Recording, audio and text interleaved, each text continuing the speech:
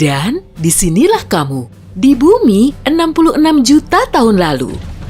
Ini adalah salah satu periode terhangat dalam sejarah planet kita. Hamparan es belum terbentuk, semuanya subur dan hijau. Dinosaurus berkeliaran di bumi. Sauropoda raksasa dengan tenang mengunyah tanaman berbunga dan pepohonan. Anak-anaknya mengikuti di dekatnya. Manisnya! Kamu menjulurkan leher untuk melihat kepalanya yang setinggi gedung berlantai 5 di atasmu. Tapi saat itulah kamu melihat sesuatu yang lain. Sebuah titik terang di langit. Bintang jatuh. Ayo buat permintaan. Tunggu, bintang itu makin besar dan makin terang. Reptil besar itu tidak tahu bahwa hari ini menandai awal terjadinya kepunahan massal dalam sejarah bumi. 3/4 kehidupan di planet kita akan musnah. Hei, mari sembunyi di sini saja dan melihat. 5 detik sebelum benturan.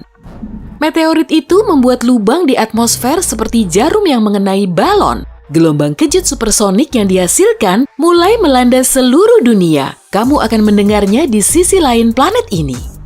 Monster kosmik yang jatuh ke bumi itu berukuran sebesar Gunung Everest. Paling tidak selebar 10 km dengan berat 460 triliun ton. Meteor itu datang dalam keadaan panas dan cepat.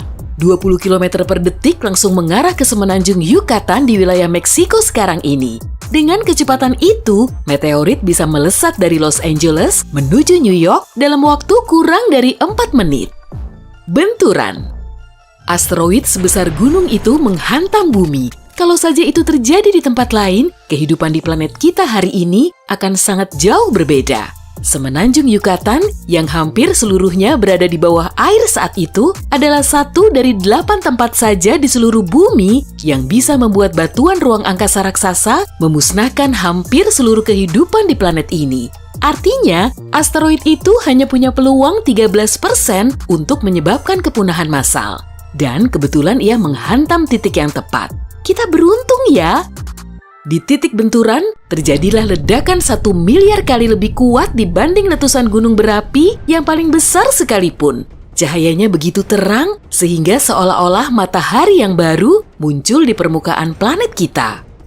Meteorit itu menembus ke dalam kerak bumi dan meledak berkeping-keping. Kamu masih bisa melihat bekas yang ditinggalkannya. Lebar kawah Chicxulub adalah 150 km dengan kedalaman 20 km. Kawah ini bisa memuat seluruh negara bagian Vermont dan 24 gedung pencakar langit Burj Khalifa yang ditumpuk. Sesuatu yang meninggalkan bekas seperti itu tentu memiliki konsekuensi global. Bumi beriak-riak, gelombang kejut itu menyebar sejauh ribuan kilometer. Ledakan udaranya meratakan hutan dalam sekejap. Semua yang berada dalam radius serangan terbakar. Tak ada yang bertahan di tempat kejadian. Tapi itu baru permulaan. Pecahan-pecahan meteorit yang lebih kecil, juga bagian bumi yang tergeser oleh lubang raksasa yang terbentuk, terlontar keluar sampai sejauh Kanada. Langit menyala dengan bola-bola api yang juga menghantam permukaan bumi. Dinosaurus yang tidak berada dalam radius ledakan kocar-kacir, tapi mereka tak punya tempat bersembunyi. Situasi hanya akan memburuk. Gelombang kejut melesat menyeberangi samudra. Gelombang tsunami hampir mencapai ketinggian 1,6 km ketika menghantam pesisir. Gelombang itu terus menjalar sampai ke sudut-sudut terjauh planet ini. Bahkan, setelah melewati Samudra Pasifik sampai Atlantik Utara, ketinggiannya mencapai bangunan 5 lantai. Gelombang itu menyapu semua yang dilaluinya.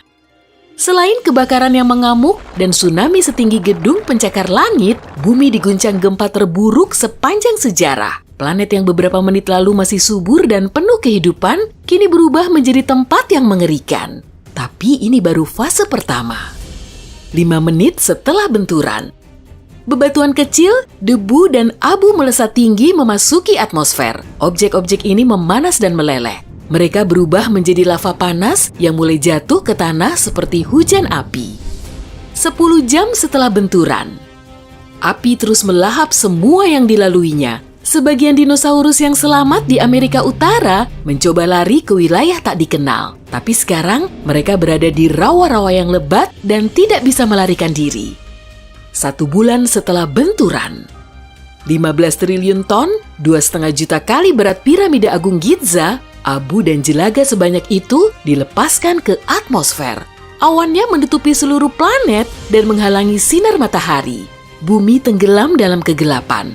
Tanaman yang masih bertahan tidak mampu berfotosintesis. Tingkat oksigen terjun bebas. Hewan apapun yang tersisa sampai titik ini akhirnya mati karena kekurangan udara. Tapi konsekuensi terburuk adalah kepunahan fitoplankton. Rantai makanan laut mulai runtuh seperti rumah kartu. Banyak hewan laut kehilangan sumber utama makanan mereka. Hewan selamat di darat juga tidak bisa menemukan apapun untuk dimakan.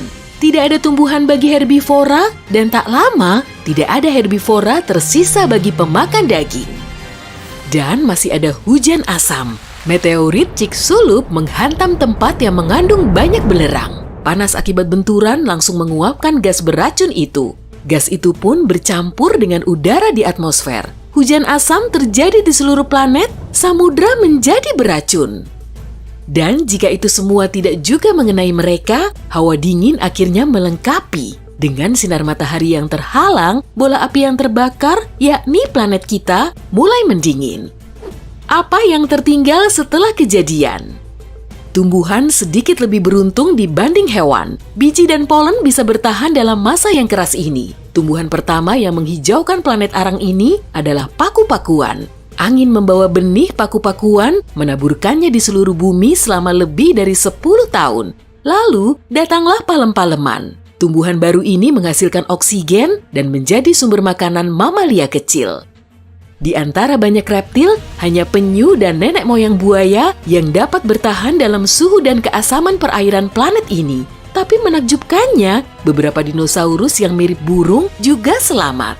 Spesies burung lain berevolusi dan bertahan sampai hari ini. Namun yang menyedihkan, semua hewan darat yang beratnya lebih dari 25 kg punah. Kerajaan binatang membutuhkan waktu yang lebih lama untuk pulih. Mamalia besar seperti badak baru mulai muncul 15 juta tahun setelah menghilangnya dinosaurus. Paus biru, makhluk hidup terbesar yang pernah hidup di planet ini, yang lebih besar daripada dinosaurus manapun, baru muncul sekitar 4 juta tahun lalu. Apa dinosaurus punya peluang bertahan? Para ilmuwan berkata, jika meteorit menghantam samudra yang lebih dalam, ceritanya akan jauh berbeda. Ya, gelombang yang dihasilkan mungkin akan 10 kali lebih tinggi dari gelombang raksasa yang melanda seluruh planet. Tapi, mega tsunami raksasa sekalipun tidak akan mampu memusnahkan 75% kehidupan tumbuhan dan hewan di bumi. Yang sebenarnya memusnahkan dinosaurus adalah kegelapan global. Jika meteorit menghantam perairan yang lebih dalam, bukan perairan dangkal Teluk Meksiko, tentu tak akan ada begitu banyak debu dan abu di atmosfer. Hal itu menurunkan tingkat oksigen dan memutus rantai makanan dari yang paling dasar. Ada sebuah teori yang mengatakan bahwa perubahan iklim dan kondisi lain di bumi 66 juta tahun lalu tetap akan memusnahkan dinosaurus, meski tanpa meteorit. Bisa jadi, ledakan supervulkan yang memuntahkan sejumlah besar belerang dan abu ke atmosfer. Mungkin meteorit hanya mempercepat hal yang tidak dapat dihindari.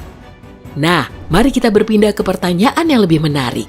Bisakah manusia bertahan dalam benturan meteorit seperti itu? Tidak akan mungkin pada masa itu, jelas. Tapi jika hal seperti itu terjadi di masa kita punya kecerdasan dan teknologi maju. Kita telah memenuhi alam semesta dengan roket riset dan satelit. Jadi, kita tahu kemungkinan adanya meteor yang sedang mengarah langsung ke kita. Kejadiannya tidak akan mengejutkan kita. Mungkin kita harus bersembunyi jauh di bawah tanah untuk menghindari ledakan gelombang dan tsunami-nya. Dan kamu butuh persediaan makanan yang cukup, paling tidak untuk setahun di bawah sana. Dan jangan lupa tisu toilet. Tapi dengan persiapan yang tepat, manusia bisa punya peluang.